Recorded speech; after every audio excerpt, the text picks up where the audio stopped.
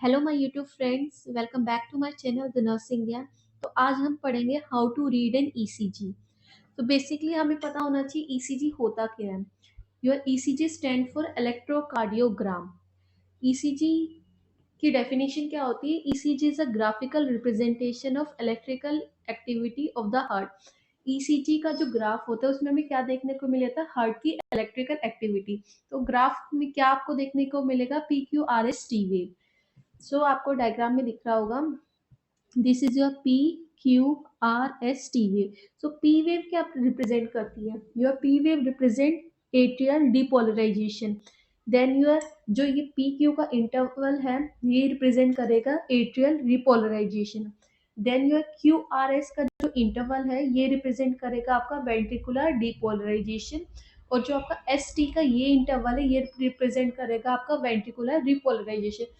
तो आपको पता होना चाहिए कि आर्टरी वो एट्रियम का डिपोलराइजेशन और डिपोलराइजेशन कब हो रहा है, और वेंट्रिकुलर्स का रिपोलराइजेशन और डिपोलराइजेशन कब हो रहा है। So move to next slide. ECG हमें पता होगा ईसीजी कैसे करती है। ईसीजी का हमें बेसिकली आइडिया हो गया। अब हमें पता होना चाहिए ईसीजी के लिए हम कौन सा डिवाइस यूज करते हैं। ईसीजी करने के लिए हम यूज करते हैं ईसीजी मशीन। कोई भी पेशेंट अगर जैसे हॉस्पिटल में आता है और लेफ्ट चेस्ट पेन की कंप्लेन से आता है, तो सबसे पहले हम क्या करेंगे उस पेशेंट का ईसीजी। क्योंकि ईसीजी में ही आपके जो कार्डियक चेंजेस होते हैं सबसे पहले आपको ईसीजी में मिल जाते हैं। तो ईसीजी मशीन कैसी होती है? आपको हॉस्पिटल सेटिंग में देखी भी होगी, this is your ECG machine. तो जो आपकी ये ईसीजी मशीन है इसमें आपको पता होना चाहिए जो ये है, दिस इज योर ईसीजी का ग्राफ। इसमें जो आपकी इम्पल्सेस आते हैं उसको हम देख के ईसीजी को पढ़ते हैं कि हमारा जो कार्डियक एक्टिविटी है वो नॉर्मल है, हार्ट रेट नॉर्मल है कि टेकिकार्डिया तो नहीं है, ब्रेडिकार्डिया तो नहीं है, जो हमारा रिदम है वो रेगुलर है या नहीं है, वो हम किसको देख के इंटरप्रेट करते हैं? दिस इज इस ईसीजी के ग्राफ को देख के रिप्रेजेंट करते हैं। ये यहाँ पर आपको ईसीजी की एक्टिविटीज देखने को मिलेगी। ये आपकी चेस्ट लीड्स है और ये है आपकी लिम्ब लीड्स। अब मूव करते हैं ईसीजी की लीड्स के ऊपर। तो जो ईसीजी की लीड्स होती है, चेस्ट लीड्स होती है आपकी V1 to V6। This is your V1, V1, V2, then V3, V4, V5 and V6। ये आपकी हो गई, आपकी चेस्ट लीड्स हो गई।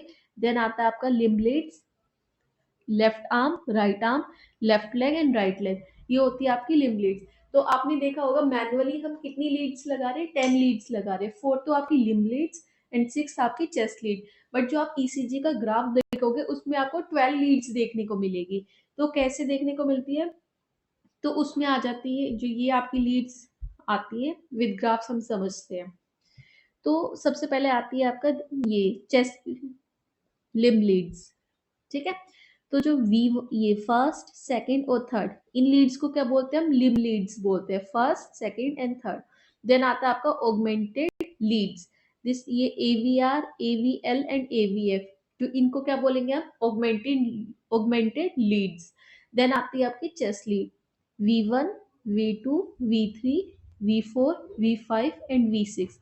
तो जो आपकी टोटल लीड्स कितनी हो गई? आपकी 12 लीड्स हो गई टोटल, जिसमें क्या आपकी 3 augmented leads, 3 limb leads and 6 chest leads. तो आपके टोटल 12 लीड्स हो गई, जिसमें कि आपकी जो आपकी ऑगमेंटेड लीड्स और लिम्ब लीड्स होती है ये किसको रिप्रेजेंट करती है? आपकी ट्रांसवर्स हार्ट को रिप्रेजेंट करेगी। आपकी ये ऑगमेंटेड लीड्स और लिम्ब लीड स्टडी करेगी। और जो चेस्ट लीड होती है वो आपकी वर्टिकल हार्ट को। तो आपको ये पता होना चाहिए, एग्जाम पर्पस के लिए बहुत इंपॉर्टेंट एमसीक्यू है। Then move to ECG paper. हम आपको ईसीजी पढ़ने के लिए पहले आपको ईसीजी पेपर के डायमेंशंस पता होने चाहिए।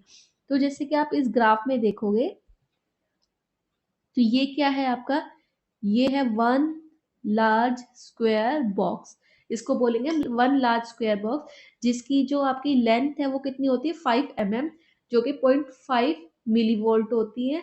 और आप इसकी जो विडनेस कितनी होती है? ये भी 5 mm होती है। और ये कितने सेकेंड्स पे होती है? 0.20 सेकेंड्स, ठीक है। और 1 mm कितना डिस्टेंस ट्रेवल कर रहा है आपका? 0.4 second. So one big square में कितने स्मॉल स्क्वायर है? 5 स्मॉल स्क्वायर है। तो देखो ये हो गया आपका पूरा बिग स्क्वायर, ये आपका पूरा बिग स्क्वायर है, इसमें कितने स्मॉल स्क्वायर है, 1 2 3 4 5, सो टोटल कितने हो गए 5 स्मॉल स्क्वायर। देन 1 mm में कितना आपका मिलीवोल्ट, 5 mm में आपका 0.5 मिलीवोल्ट है, तो 1 mm में कितना होगा 0.1 मिलीवोल्ट। 1 mm में कितनी सेकेंड्स हो रही है आपकी 0.004 सेकेंड, यानी कि 40 milliseconds. Then your speed of ECG paper, जो आपका ईसीजी पेपर होता है वो एक सेकेंड में 25 mm का डिस्टेंस ट्रेवल करता है, यानी कि एक सेकेंड में आपके 5 बिग स्क्वायर, एक जो आपका एक स्मॉल स्क्वायर कितने का हो गया 5 mm का हो गया, और ये 25 mm कवर्ड कर रहा है पर सेकेंड में, यानी कि आपके 5 बिग स्क्वायर्स को ये कवर्ड कर रहा है। एक ईसीजी पेपर की क्या होगी आपकी स्पीड हो गई। देन आपका अगर 5 बिग स्क्वायर एक सेकेंड में पास कर तो 1 बिग स्क्वायर कितने टाइम में पास करेगा, तो 1/5 हो जाएगा, डेट इज योर 0.2 सेकेंड। तो जो ये डिस्टेंस दिखा रखा है ये आ रहा है आपका 0.2 सेकेंड, ये ऐसे कैलकुलेट करके आया। देन आपका स्मॉल स्क्वायर, अगर बिग स्क्वायर 0.2 सेकेंड है तो स्मॉल स्क्वायर, एक स्मॉल स्क्वायर में कितने बिग स्क्वायर होते हैं 5, तो अगेन इसको 0.2 को 5 से डिवाइड कर देंगे तो कितना आ जाएगा आपका point, this is your 0.04 second. तो आई होप आपको समझ में आ गया होगा। तो बेसिकली इसमें क्या है कि जो आपका एक लार्ज स्क्वायर बॉक्स है वो 5 स्मॉल स्क्वायर बॉक्स से मिलके बना हुआ होता है, और जो 1 स्मॉल स्क्वायर बॉक्स होता है 1 mm, तो उसकी लेंथ है जो कि 0.1 मिली वोल्ट होता है, और इसकी स्पीड क्या होती है आपकी 1 mm की 40 मिली सेकेंड या 0.04 सेकेंड, ऐसे बोल सकते हैं। एक ईसीजी पेपर की स्पीड क्या होती है 25 mm पर सेकेंड की स्पीड होती है, यानी कि एक ईसीजी पेपर पर सेकेंड में 5 बिग स्क्वायर्स को कवर करता है, और कितने स्मॉल स्क्वायर्स को कवर करेगा 25, इसको हम 5 से मल्टीप्लाई कर देंगे तो 1 बिग स्क्वायर में आपका 1 सेकेंड में 5 बिग स्क्वायर्स कवर्ड कर है, तो एक बिग स्क्वायर्स में आपके 5 हो गए, फर्दर उसको मल्टीप्लाई करके ऐसे हम स्मॉल स्क्वायर्स भी निकाल सकते हैं। 1 बिग स्क्वायर में कितना टाइम कवर्ड होगा 0.2 सेकेंड, और स्मॉल स्क्वायर में 0.04 सेकेंड। सो आई होप ये कवर्ड हो गया होगा। Then let's move to another slide. ECG interpretation, इसी इंटरप्रिटेशन यानी कि ईसीजी को पढ़ने आने के लिए सबसे पहले हमें उसकी रिदम को कैलकुलेट करना आना चाहिए, कि रिदम को हम देख के पता लगा सके। तो जो आपकी ये होती है इसको हम बोलते हैं रिदम स्ट्रिप। सेकेंड जो लीड, ये तो आपकी चेस्ट लीड्स आ गई, और नीचे वाली स्ट्रिप्स को बोलेंगे हम रिदम स्ट्रिप। तो इसका जो आर इंटरवल है हम बेसिकली इसको देखते हैं। अब देखो जो भी इसमें आर इंटरवल दिखा रखे सबके बीच में जो डिस्टेंस है वो क्या है रेगुलर है, यानी कि सेम ही आपको सारे जो भी ये आर इंटरवल का जो डिस्टेंस है सबका सेम है, तो इसको क्या बोलेंगे हम रेगुलर रिदम बोलेंगे। रेगुलर रिदम में क्या होता है आपका इक्वल आर इंटरवल होता है, और पी वेव हर क्यू आर एस, आप देखो इस डायग्राम में हर क्यू आर एस से पहले पी वेव फॉर्म हो रहा है, जैसे ये पी वेव है, देन ये पी वेव है, आपको हर क्यू आर एस कॉम्प्लेक्स से पहले आपका पी आर वेव विजुलाइज हो रहा है, यानी कि ये क्या है रेगुलर रिदम है।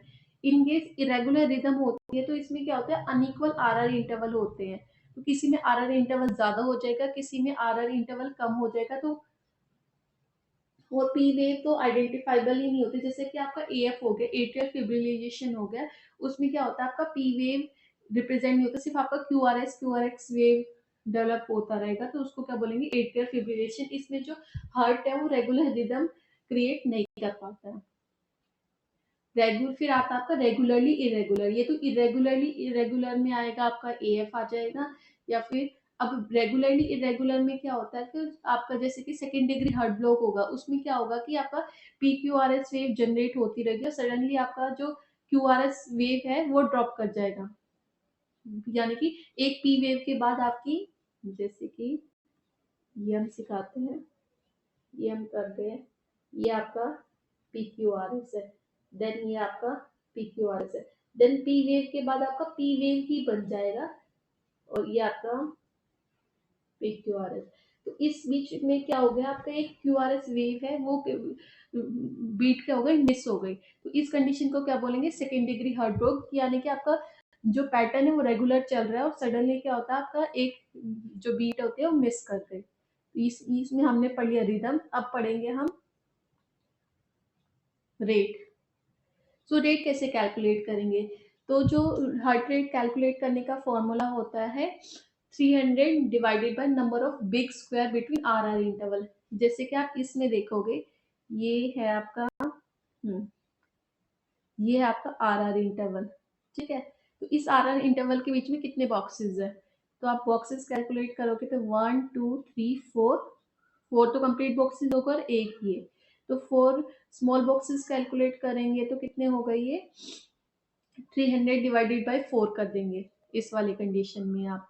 और अगर हम स्मॉल बॉक्सेस में कैलकुलेट करेंगे तो आपका क्या आएगा, 1500 डिवाइडेड बाय 21। अगर आप बिग स्क्वायर से कैलकुलेट कर रहे हो तो आपको 300 डिवाइडेड बाय 4 हो जाएगा, और अगर आप स्मॉल स्क्वायर से कैलकुलेट कर रहे हो तो होगा 1500 divided by number of small square between RR interval. हमेशा RR इंटरवल के बिटवीन में ही आपको नंबर ऑफ बॉक्सेस देखने हैं, वो आपकी कन्वीनियंस के हिसाब से। अगर आप स्मॉल बॉक्स वैसे कि अगर एग्जाम पर्पज से देखें तो आप लार्ज बॉक्स को कैलकुलेट करो तो उसमें आपको कम टाइम कंज्यूम होगा और आपको इजीली रिजल्ट आ जाएगा। Then tachycardia. अगर अब जैसे हमारी नॉर्मल हार्ट रेट कितनी होती है, 60 to 100 बीट्स पर मिनट को हम एवरेज अडल्ट की नॉर्मल हार्ट रेट कंसीडर करते हैं। अगर जो हार्ट रेट है वो 60 बीट पर मिनट से कम चला जाता है तो उसको बोलेंगे टेकिकार्डिया, और 100 बीट्स पर मिनट से ज्यादा चला जाता है तो उसको बोलेंगे ब्रेडिकार्डिया। अब जैसे टेकिकार्डिया होगा, टेकिकार्डिया है तो उसमें क्या होगा कि आपका QRS कॉम्प्लेक्स जल्दी जल्दी बनेगा। तो इस कंडीशन में क्या होगा, जो आपका QRS, जो आपका RR इंटरवल का जो स्पेस होता है वो क्या हो जाएगा, कम हो जाएगा। तो उसमें क्या होगा, लेस बिग स्क्वेयर्स देखने को मिलेंगे।